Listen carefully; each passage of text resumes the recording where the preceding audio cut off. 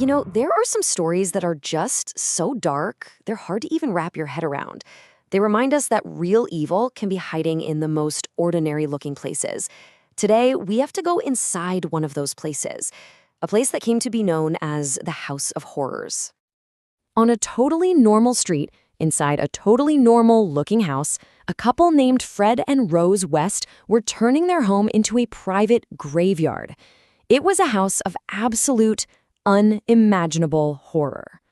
The answer to that question would end up unraveling a nightmare that had been buried, literally, for decades. And what they found would shock the entire nation to its core. Look, this is going to be a difficult story to get through. We tell it to honor the people who lost their lives, because remembering them is absolutely vital.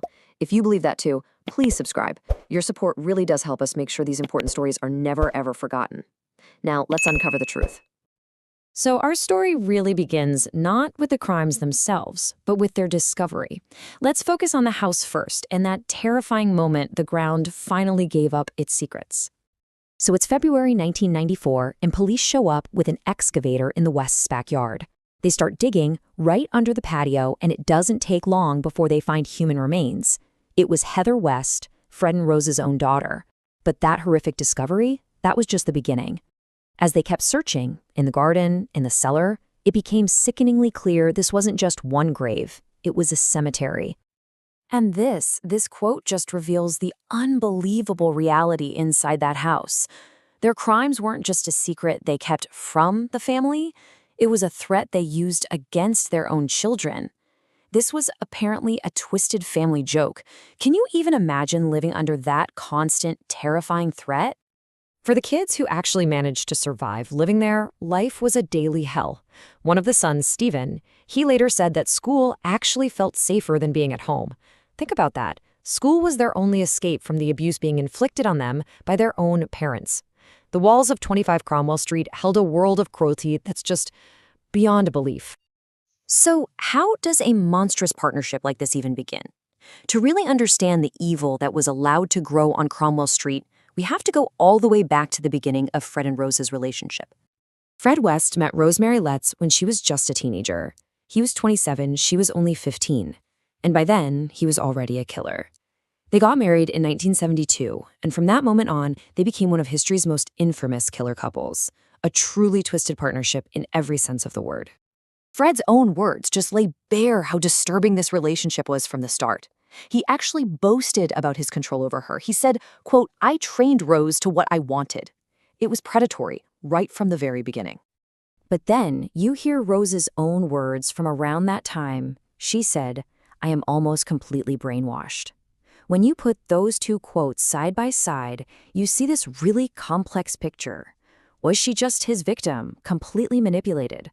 Or was she a willing partner? The terrifying truth is, it was probably both. But the horror wasn't just confined to their own family. No, they lured dozens of young women into their home. People renting rooms, nannies, runaways. These were vulnerable people just looking for a safe place to land, and instead, they walked right into a trap. By some miracle, a few did get away. Carolyn Owens was hired as a nanny. She was drugged, tied up, and assaulted for days.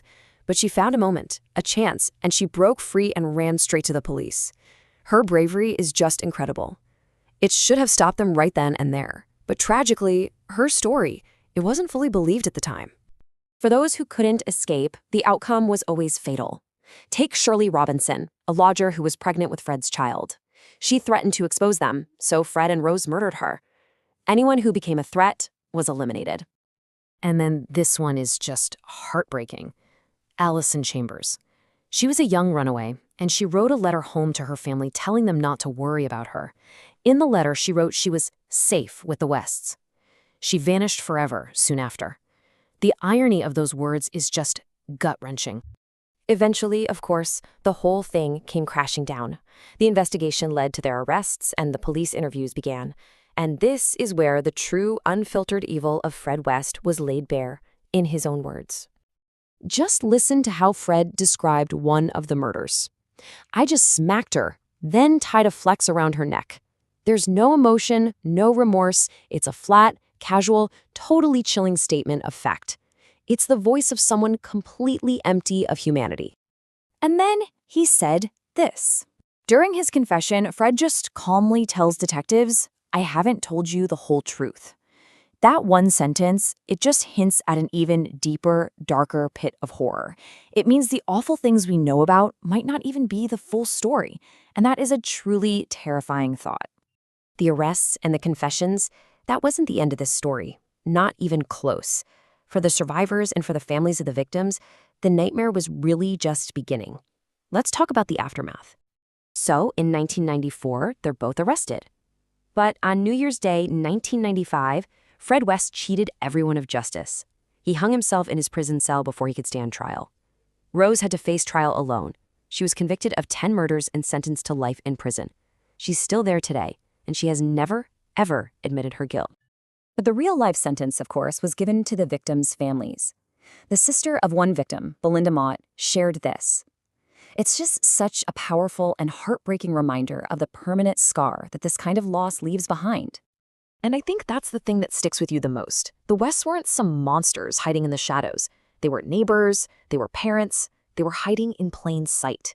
Their story is this bone-chilling reminder that sometimes the worst monsters, they live right next door. You know, processing a case like this, it's just so difficult. The idea of a father threatening his kids with their own sister's grave, or a runaway girl writing home that she's safe with the very people who are about to kill her, it's a level of evil that my brain just can't fully compute. I'm sure it leaves you with a lot of questions too. I'd really like to hear your thoughts, so please share them respectfully in the comments. Stories like this are incredibly heavy, I know, but they need to be told. The victims deserve to be remembered. So thank you, truly, for bearing witness with us today. To make sure you don't miss our next deep dive, please subscribe and hit that notification bell. We really do appreciate you being here.